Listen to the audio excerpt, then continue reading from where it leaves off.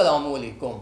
मेरा नाम दानियाल आजम है और मैं उम्मीद करता हूं कि आप सब लोग खैरियत से होंगे। Welcome to the new series of our channel. इस सीरीज में हम एनएफटीज के बारे में डिस्कशन किया करेंगे, ब्लॉकचेन के बारे में डिस्कशन किया करेंगे। जो हमारे पास मार्केट में न्यू प्रोजेक्ट्स आ रहे हैं हम उनके बारे में इस सीरीज में कंप्लीट डिटेल में डिस्कशन किया करेंगे। इसी के साथ साथ मैं आपको कुछ टेक्निकल चीजें भी सिखाया करूंगा, जैसे कि हमारे पास अगर आप कोई कॉइन डेवलप करना चाहते हो तो उसके लिए आपको क्या क्या चीजें आनी चाहिए, किन चीजों को आपको सीखना पड़ेगा। अगर आप बाइनेंस पे अपना कॉइन लॉन्च करना चाहते हो या कॉइनबेस प्रो पे अपना कॉइन्स को आप लिस्ट करवाना चाहते हो तो ये सारी लिस्टिंग किस तरीके से वर्क करती है, तो इस सारी सीरीज में डिटेल में हम सारी चीजों को कवर किया करेंगे। मैं आपको बताता चलूं कि इस चैनल पर हम जो है वो डेली 1 से 2 वीडियोस अपलोड करते हैं जिसमें हम आपको क्रिप्टो करेंसी से regarding technical analysis, entry points, exit points, ये सारी चीजें हम आपसे शेयर करते हैं। तो अगर आप इस चैनल पर न्यू हो तो मैं आपको रिकमेंड करूंगा कि आप इस चैनल को सब्सक्राइब कर लीजिए। हमारे पास ये जो न्यू सीरीज है, इस सीरीज की ये एपिसोड 1 है जिसमें हम एनएफटीज के बारे में डिस्कशन करेंगे। मैं आपको बताऊंगा कि एनएफटीज होते क्या हैं, एनएफटीज वर्क किस तरीके से करते हैं और ये आप बाय कहां से कर सकते हो। एक जेनेरिक हम जो है ना वो एपिसोड 1 में एनएफटीज के बारे में कोई डिस्कशन करेंगे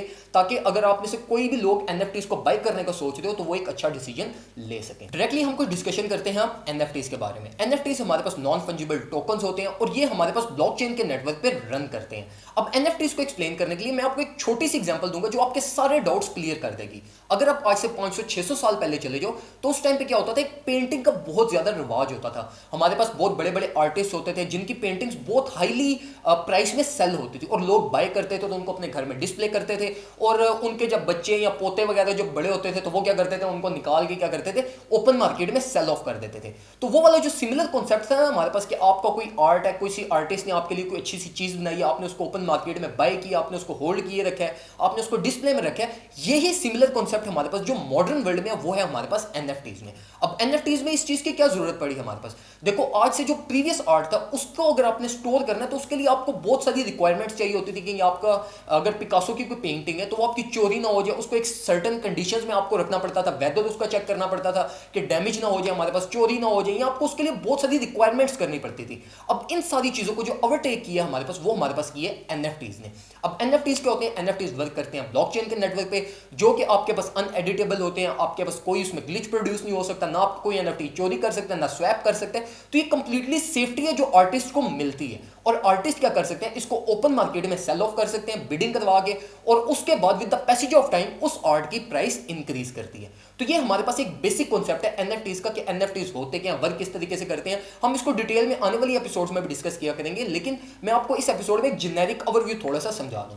अब एनएफटीज का स्कोप के बारे में अगर हम बात करें तो इसके स्कोप की क्या हमारे पास के आने वाले 10 साल बाद ये एनएफटीज की क्या हमें आउटपुट देंगे अगर हम आज के दिन में एनएफटीज को बाय करते हैं।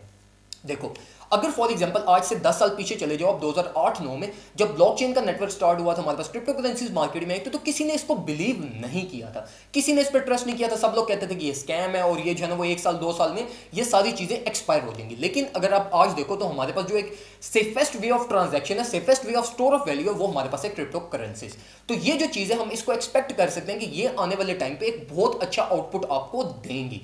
अब ये मैं आपको क्यों रिकमेंड कर रहा हूं कि इस टाइम पे आपको कोई ना कोई एटलीस्ट 1 एनएफटी आपको होल्ड करना चाहिए। उसकी वजह ये कि देखो ये हमारे पास अब मिंट टेक्नोलॉजी है। मिंट टेक्नोलॉजी का मतलब ये कि न्यू टेक्नोलॉजी है और हमारे पास अगर हम एनएफटीज के फंडामेंटल्स को अगर हम देखें तो एनएफटीज के फंडामेंटल्स बहुत स्ट्रांग है। स्ट्रांगेस्ट चीज क्या है कि हमारे पास ये आर्टिस्ट को एक सिक्योरिटी प्रोवाइड करती है कि उसका आर्ट ना तो चोरी हो सकता है, उसका आर्ट ना तो जो है ना वो टेम्पर हो सकता है, ना उसका आर्ट कहीं किसी जगह पे स्वैप हो सकता है। तो ये आर्टिस्ट के लिए बहुत बड़ी सिक्योरिटी होती है जो हर आर्टिस्ट जो है ना वो इस चीज के लिए ड्रीम करता है। तो हम इस चीज के लिए एक्सपेक्ट कर सकते हैं कि अगर आप एनएफटीज को आज के दिन में बाय करते हो तो ये आपको आने वाले 10 साल बाद 20 साल बाद आपको कुछ ना कुछ आउटपुट देगा। अब ये चीज तो बिल्कुल है मार्केट में कि इसमें रिस्क इन्वॉल्व है क्योंकि एक न्यू टेक्नोलॉजी है, तो हम कोई चीज एक्सपेक्ट नहीं कर सकते कि आने वाले 10 साल बाद ये आपको $1 मिलियन देगा, $200 मिलियन देगा, या आपको प्रॉफिट भी देगा। तो इसलिए थोड़ी बहुत रिस्की गेम है। ऑल्दो अब इसको हमें क्यों बाय करना चाहिए, उसको बाय करने की वजह ये है कि हमारे पास अभी अगर हम देखें तो ये जितने भी एनएफटीज हैं जिसमें क्रिप्टो पंक्स को छोड़ के, क्रिप्टो पंक्स आपको पता है कि मिलियंस ऑफ डॉलर्स में थाउजेंड्स ऑफ इथेरियम्स पे पर क्रिप्टो पंक इस टाइम पे सेल हो रहा है एज एन एनएफटी।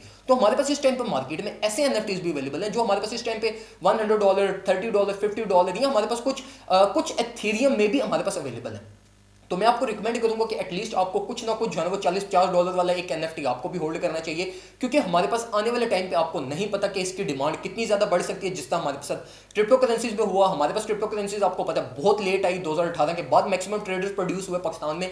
तो ये जो एक अपॉर्चुनिटी है ये आपको मिस नहीं करनी चाहिए। अब एनएफटीज को आप बाय कहां से कर सकते हो, एनएफटीज को बाय करने के लिए हमारे पास इस टाइम पे दुनिया में सिर्फ एक ही ट्रस्टेड साइट है और वो है OpenSea.com। मैं आपको रिकमेंड करूंगा कि आप OpenSea.com पे जाओ, वहां पर जाके आप देखो, आपको मिलियंस ऑफ NFTs मिलेंगे, प्राइसेस मिलेंगी, आपको पता चलेगा कि मार्केट में कौन कौन से NFTs हैं, किसकी क्या बिड चल रही है, कौन सा NFTs किस प्राइस रेंज में सोल्ड हो रहा है। तो मैं आपको रिकमेंड करूंगा कि आप OpenSea.com पे जाओ, वहां पर जाके आप OpenSea पे सारे जो है ना वो आप NFTs को देखो। बाय किसी को मत करना, अपना अकाउंट वहां पे बना लो, मेटामास्क का अकाउंट वहां पे आपका इंटीग्रेट होगा और आप जो है वो इथीरियम बाय करके आप जो है वो NFT बाय कर सकते हो। लेकिन अभी आपने बाय नहीं करना, मैं आपको इस सीरीज में डिटेल में सारी चीजें समझाया करूंगा कि आपको किस NFTs में इन्वेस्ट करना चाहिए। तो मैं उम्मीद करता हूं कि आपको मैंने इस वीडियो में कुछ ना कुछ NFT से रिगार्डिंग मैंने आपको हेल्प की होगी कि NFTs होते क्या हैं और हमारे पास ये आपको अवेलेबल कहां पे है। अब ये मैं आपको बता दूं कि अभी NFT से रिगार्डिंग कोई डिसीजन मत लेना जब तक मेरी एक न्यू एपिसोड नहीं इस चैनल पर आ जाती। उस न्यू एपिसोड में मैं आपको बताऊंगा कि NFTs को बाय करते हुए आपको क्या क्या कंडीशंस चाहिए होती हैं, ठीक है, कौन कौन सी कंडीशंस को आपने देखना है, किस NFTs का स्कोप ज्यादा है,